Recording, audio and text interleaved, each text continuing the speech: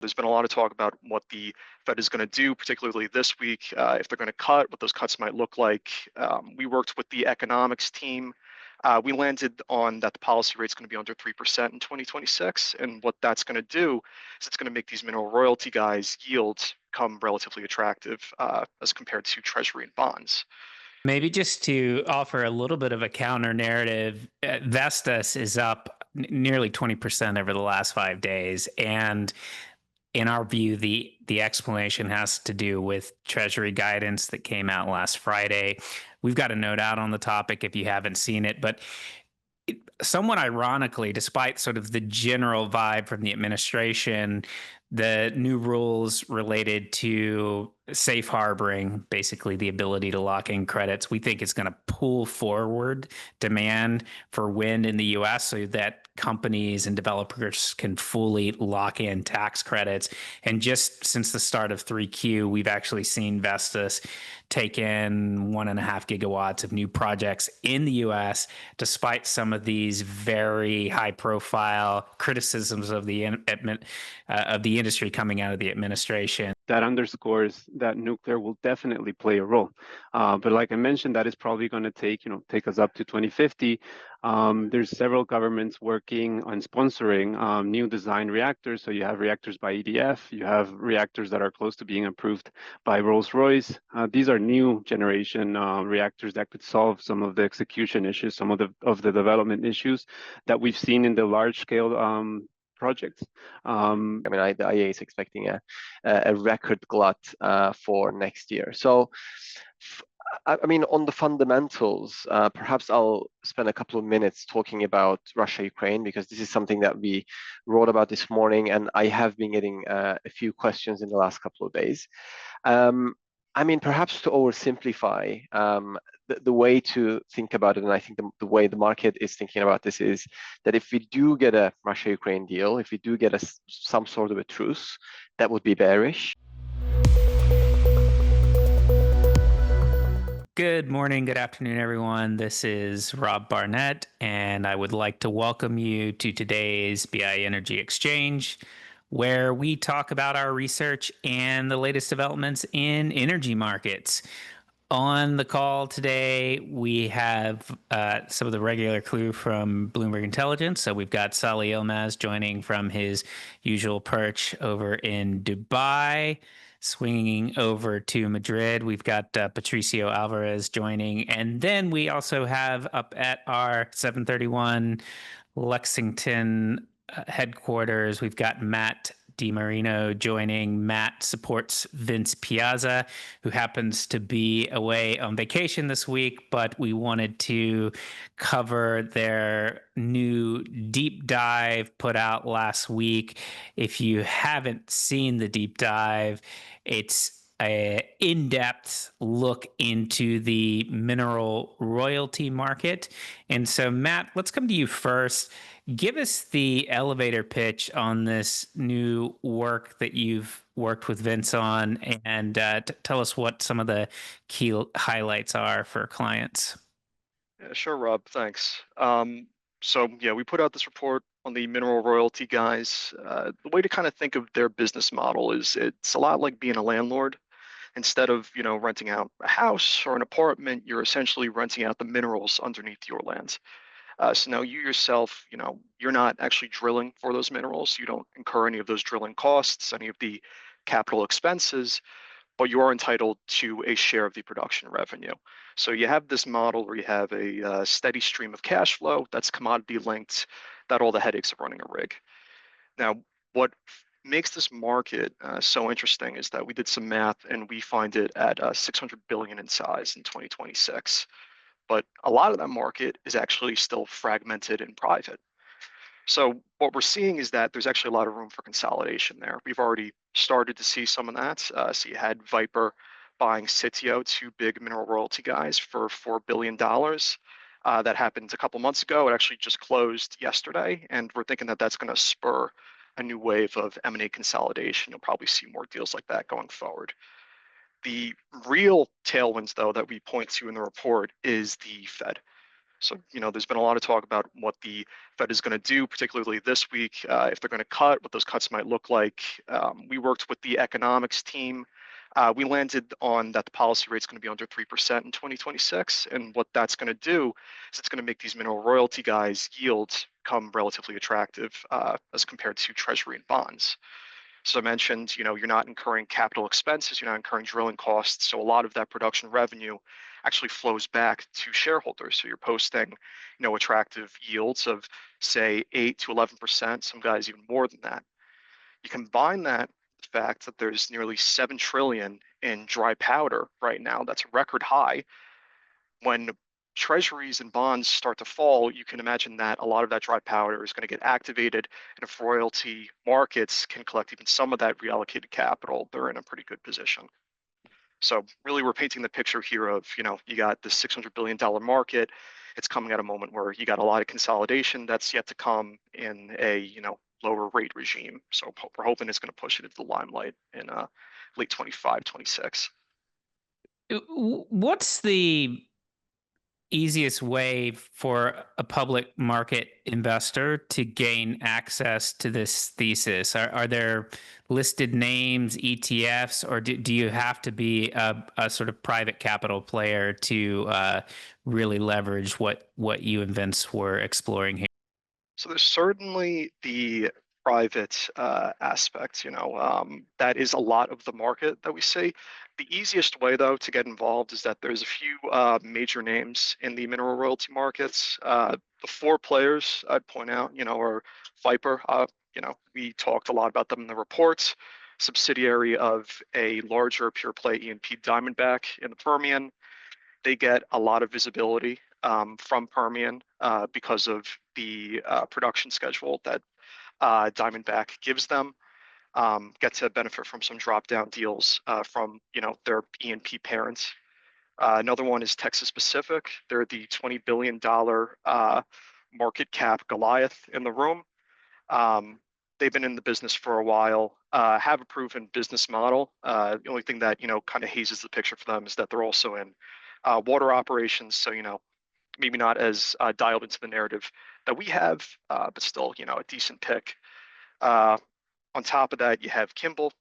They have acreage in a bunch of different basins, relatively small compared to their peers, but their yield is among the highest of the peer group. So we're taking a look at. On top of that, you got Blackstone Minerals, relatively safe gas-leaning play in the Permian, has very stable decline rates, which is typically a good thing for these mineral royalty guys. As you mentioned, a lot of their model is based off of production times the commodity price. So having more stable production, lower decline rates is a huge plus. So very safe bet in Blackstone Minerals as well. So those are just a few ways that you could start to get involved, a few names that are worth taking a look at. But there's a lot of different angles. Okay, thank you so much for that, Matt. Solly, before we kind of do a deeper discussion on your pulse on the commodity landscape, I would be curious to get your reaction to Matt's comments on, especially on some of the yields. Sounds pretty attractive. How's that compared to some of the yields for some of your names, and just kind of generally where you're seeing the big integrateds at these days? Thanks, Rob, and very fascinating report by Matt and Vince for sure. For anybody who hasn't read it, I would highly recommend it. They can find it on the terminal. A good question. I mean, I can't really speak much to some of the bigger oil majors like the BPs and the Shells of the world that I don't cover. But I do have the mid-sized integrated in Europe. And when we look at some of the yields there, I mean, through 2024, they actually did have a pretty strong yield profile. We were looking at something around 8 to 12% total yield. I mean, dividend yields plus, in some cases, there was buybacks that some of these companies like Repsol provided. Perhaps interesting, I mean, a little bit outside of that peer group, Aramco is within my coverage, and that's an interesting name, of course, but given that premium valuation that the company had for such a long time, which has been fading away, and there's been some Bloomberg News reports on this topic in the last couple of weeks, because the share price has taken a hit for Aramco, and so did its valuation.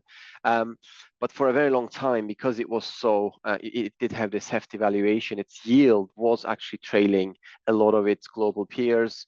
I mean, we're talking about not just this mid-sized peer group that I talked about, but even the larger peers in Europe and even in the US. So for Aramco, I mean, we were talking about 4 to 6% type of yield. They don't have buybacks; they just have the dividends. For a little while, they did have the special dividends, these performance-linked dividends that they've been paying through 2024, but that is now gone. So it is now back to the base dividend, which is essentially giving around 5%, maybe a little less than 5% yield right now. So that's generally what we are seeing right now. Probably a little bit of a better yield profile when you look at some of these European names compared to the national oil company of Saudi Arabia. But some of those numbers that Matt talked about would indeed be quite attractive, I think.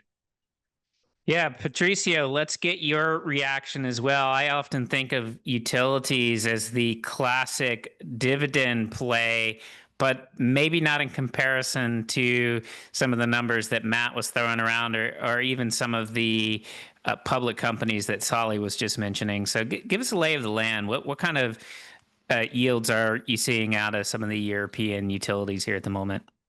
Sure, thanks, Rob. So yeah, you're completely right about utilities in Europe, at least, and that's because this year we've seen normalizing earnings throughout the group as power prices continue to normalize throughout Europe, and gas prices also normalize, which means that earnings growth momentum has really decelerated into 2025, which means that we'll probably have roughly flat earnings for the Stock 600 index. So that's just a broad brush explanation of where earnings are at, and as a whole, the group yields or offers a dividend yield of roughly 4.7% at the moment.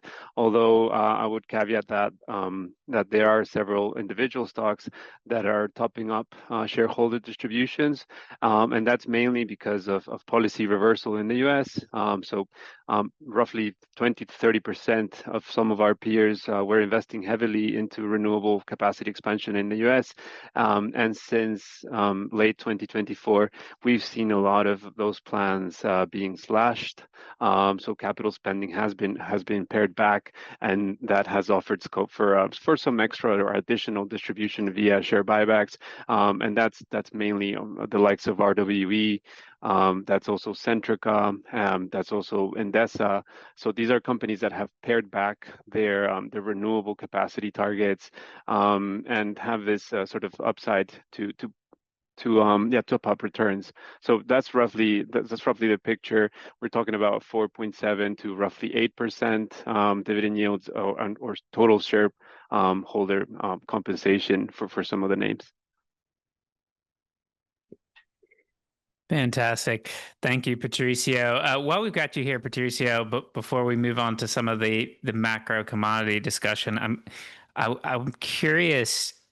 President Trump has taken to social media and been pretty critical of wind, particularly offshore wind in New Jersey here of late. I know some of your companies have been active in the offshore patch over in the U.S. What do you make of the market right now? Are you paying attention to what the president says on the matter, and kind of how's the lay of the land look for offshore wind and some of your names here at the moment? Sure. So I think we can call out specifically that the company that's most exposed to these headwinds, pardon the pun, is Orsted.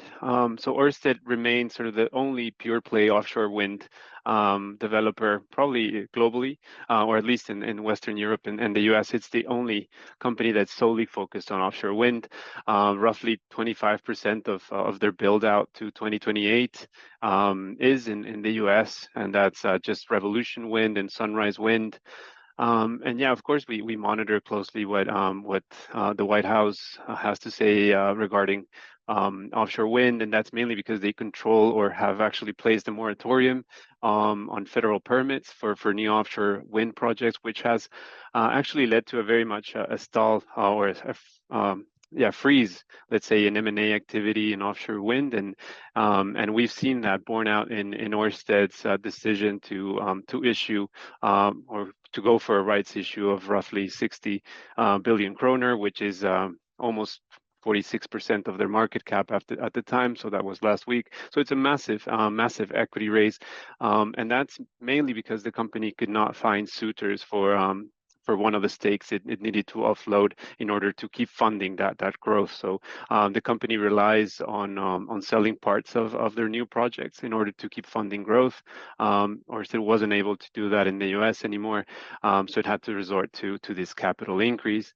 So yeah, I would say at least in the US, headwinds are building. I think permitting is very much a problem. You also have somewhat of a reversal for the tax credits also in the US. And although both of these projects that Orsted has technically should have access to those tax credits, let's say the overall momentum for developers in offshore wind is quite poor in the US. And I would say that in Europe, it's not much better. There has been a couple of unsuccessful auctions in Germany and Denmark recently, and that's mainly because these new auctions haven't offered substantial subsidies, so the offtake prices for these projects aren't high enough to justify or to cover the capital costs of the largest developers. Maybe just to offer a little bit of a counter narrative, Vestas is up nearly 20% over the last 5 days, and in our view, the explanation has to do with Treasury guidance that came out last Friday. We've got a note out on the topic if you haven't seen it, but somewhat ironically, despite sort of the general vibe from the administration, the new rules related to safe harboring, basically the ability to lock in credits, we think is going to pull forward demand for wind in the US so that companies and developers can fully lock in tax credits. And just since the start of 3Q, we've actually seen Vestas take in 1.5 gigawatts of new projects in the US, despite some of these very high-profile criticisms of the industry coming out of the administration. So it's a bit of a mixed bag. I don't think it's completely all negative. Onshore seems to have a bit more momentum here at the moment. Give me a shout offline if you want to discuss that in more detail. Okay, Sally, let's come over to you because I think you've got a couple provocative notes on just kind of the commodity landscape over the last few weeks, and you've updated your model that looks at the commodity space and some of the fundamentals, and I think you're continuing to sort of strike a pretty bearish tone. But give us a sense. We're at $66 and change here at the moment for Brent. What do you read for the remainder of 2025 and as we head into 2026 as well? Sure. Thanks, Rob. So I wouldn't say our view is completely bearish. I mean, our fair value model is suggesting a fair value of in the high 60s, which is pretty in line with where prices have been.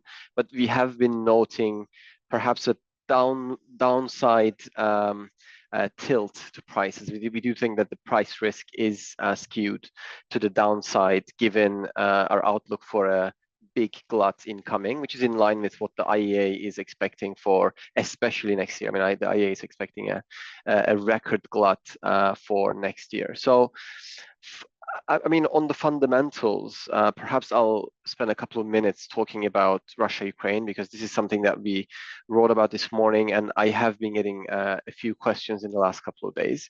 I mean, perhaps to oversimplify, the way to think about it, and I think the way the market is thinking about this is that if we do get a Russia-Ukraine deal, if we do get some sort of a truce, that would be bearish. And if there is no deal, that would probably be bullish. And I think the idea is that if there is a deal, even though Russian oil output has been pretty resilient, I mean, Russian oil has found a home, mainly in China and India.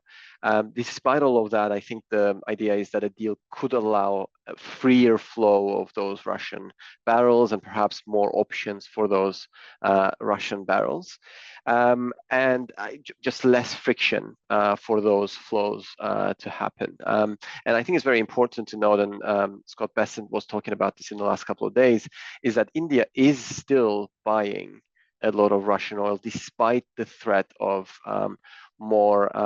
potentially more US sanctions on them for buying that Russian crude. So I think if on the other side, if a deal doesn't happen and any deal kind of falls apart, the idea is that there would be increased pressure on India to to not be buying those Russian oil. But looking at the history of the last couple of years, again, I don't think we can underestimate how resilient Russian oil flows have been. So in either direction, I mean, I think this does sound like an oversimplification, but I think that is generally how the market has been moving, how the prices have been moving in the last couple of weeks. But then the moves, we don't expect the price moves to be massive because the actual physical supply of Russian crude and the flows won't actually change that much is our current view. So all that being said, I mean, prices have been pretty steady, I think, over the last few weeks, around $66, $67 a barrel.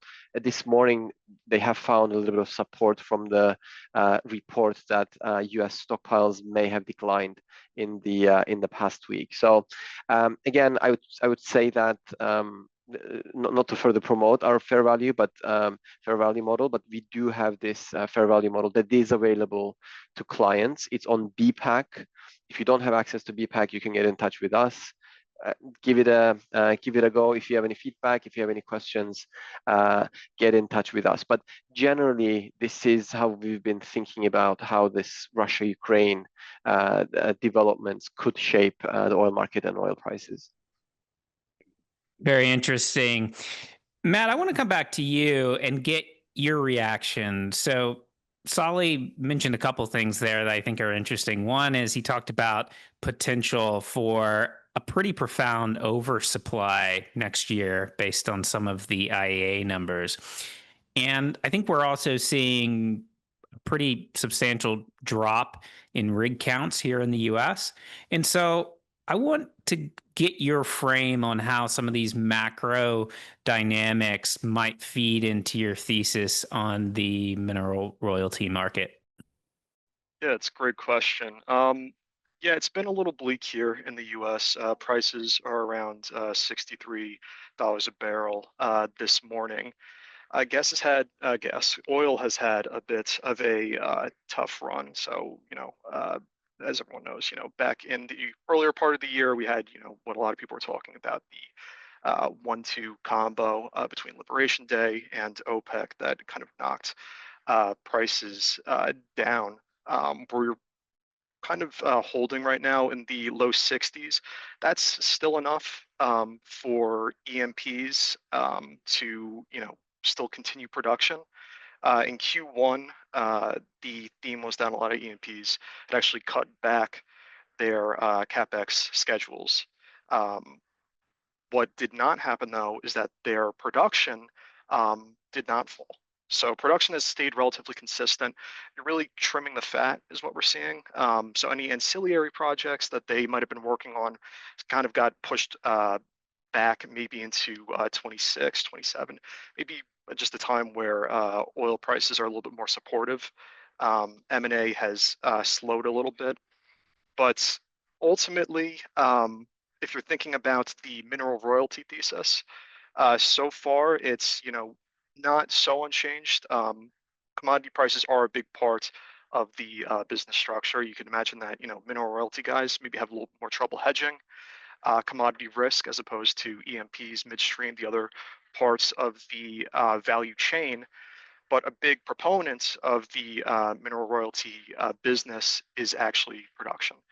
So a lot of these mineral royalty companies, what they'll essentially do is they'll buy a wide spread of acreage and they'll diversify their operator pool.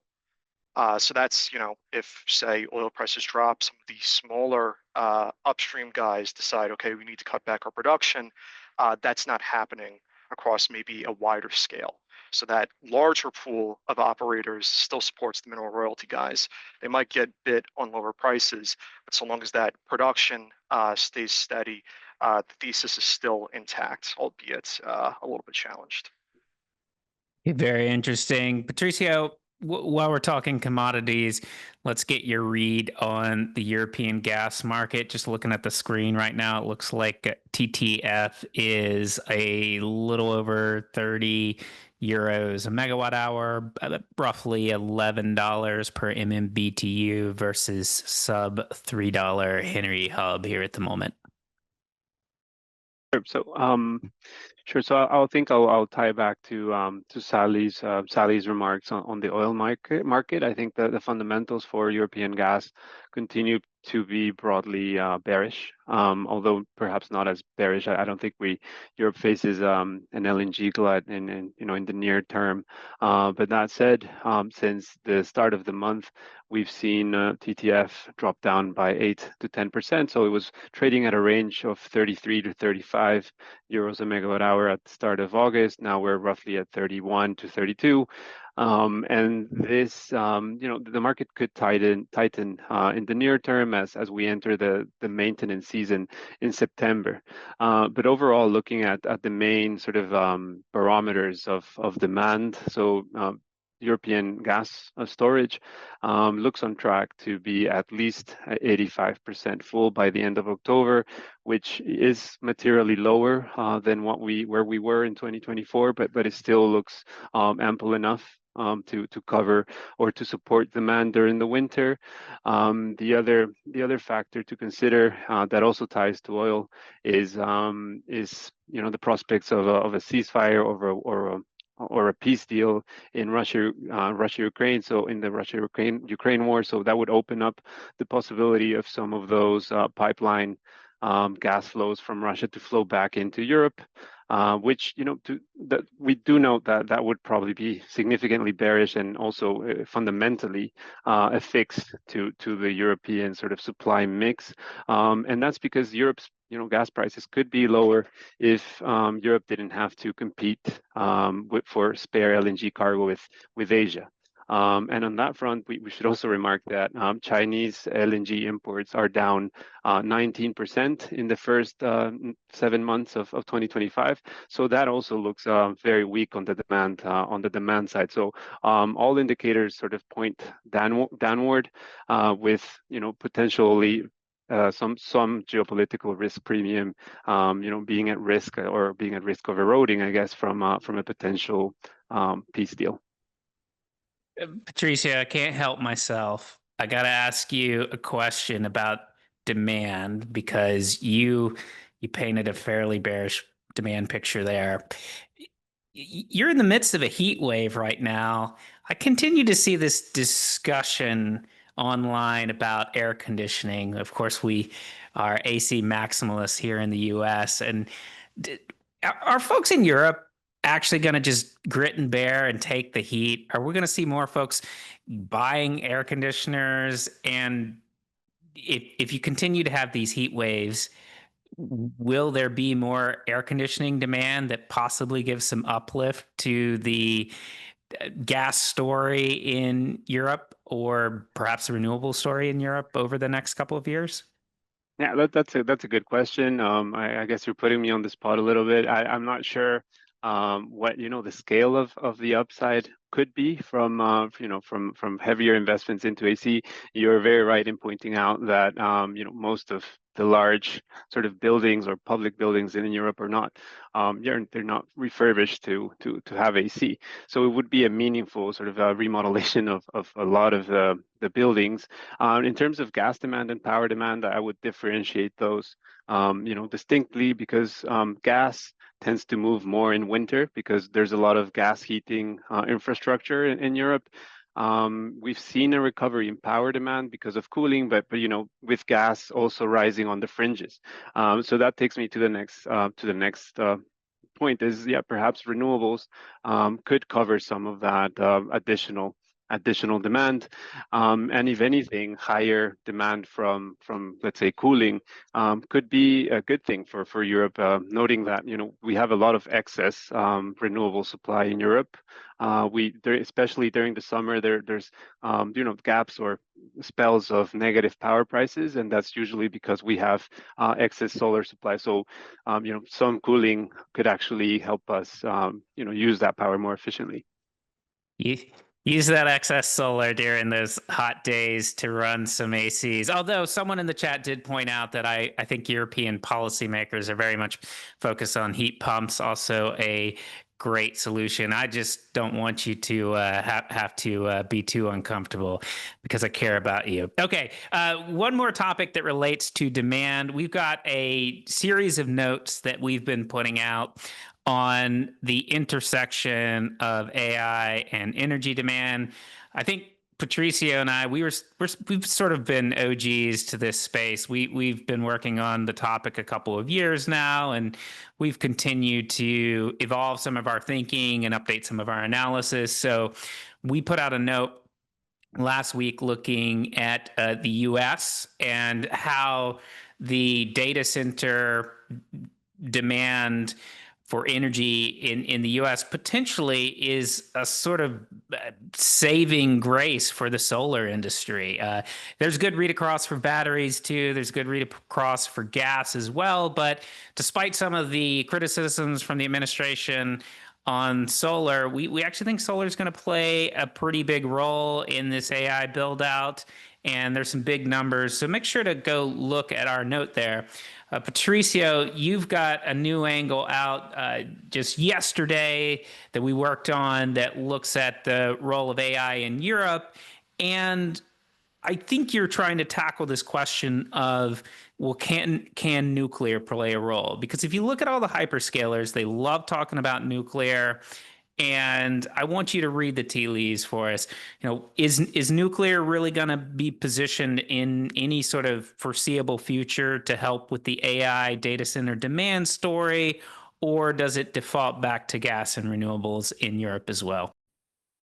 I think a good way to answer that question is if we look at the longer term trajectory of electricity demand as a whole in Europe, especially because Europe's policymakers are focused on of reducing the reliance on fossil fuels, so basically electrifying the economies. Not only data centers, actually data centers don't play a huge role in that incremental power demand through 2050.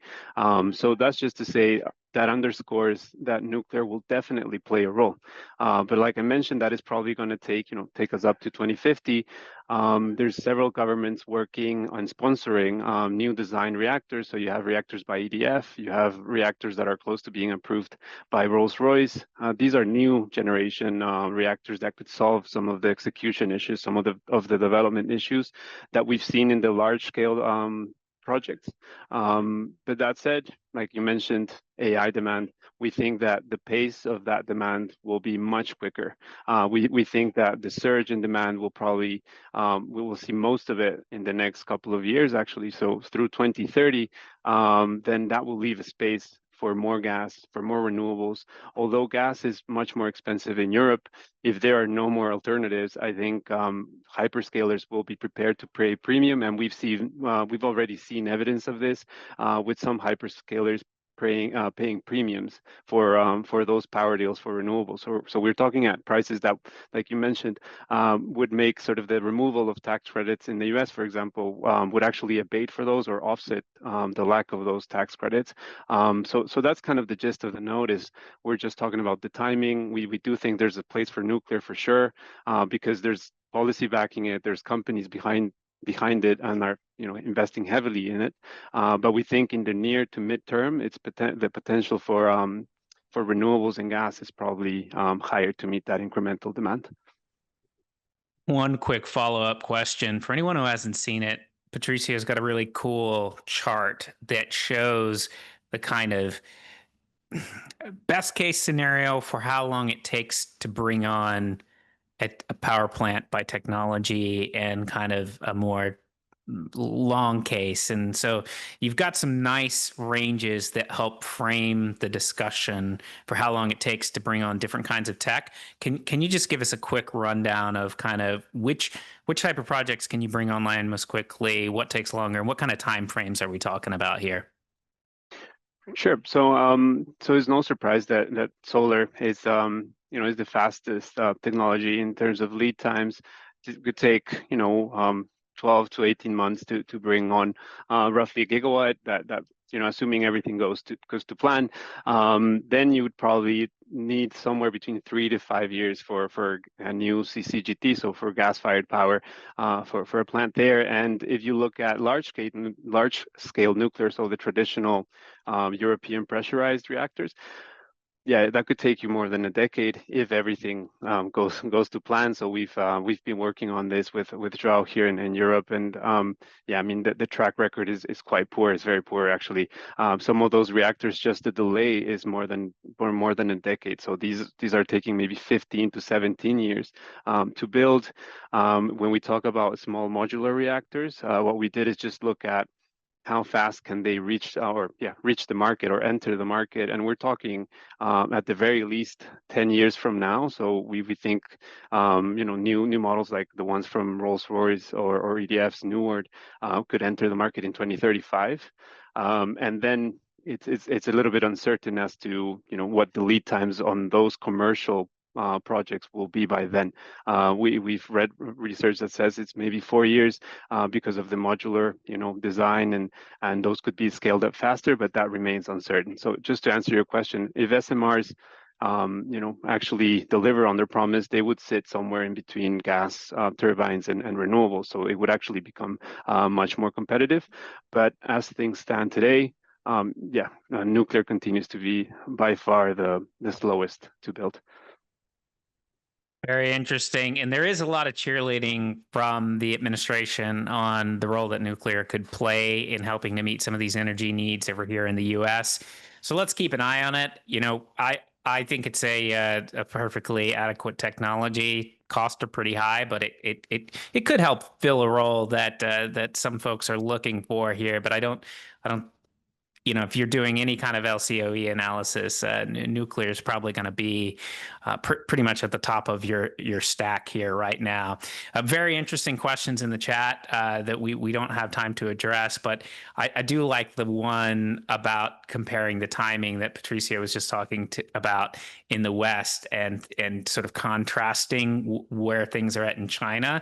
I would just say that last week we had on Herbert Crowther from Eurasia Group. And if you missed that conversation, he actually spent some time talking through that and providing some numbers. So reach out, say it, or if you don't know where to find the replay of that one, because I'd encourage you to go have a thought there, because China is very consistent and very sort of scaled at building all sorts of infrastructure, but nuclear power plants being one of it, but also solar. Just everything moves at a pretty good pace there that it's very hard to replicate in the West right now. So probably something for our lawmakers to think about in terms of how we can more quickly build anything, not just renewables or data centers or any kind of infrastructure, really. So we'll leave it there for today, but I want to thank everyone for joining. We hold these calls every Wednesday at 10 a.m. New York time, 3 p.m. London. So join us next week and we'll continue the conversation. Take care, everyone. Hope you have a great rest of your week.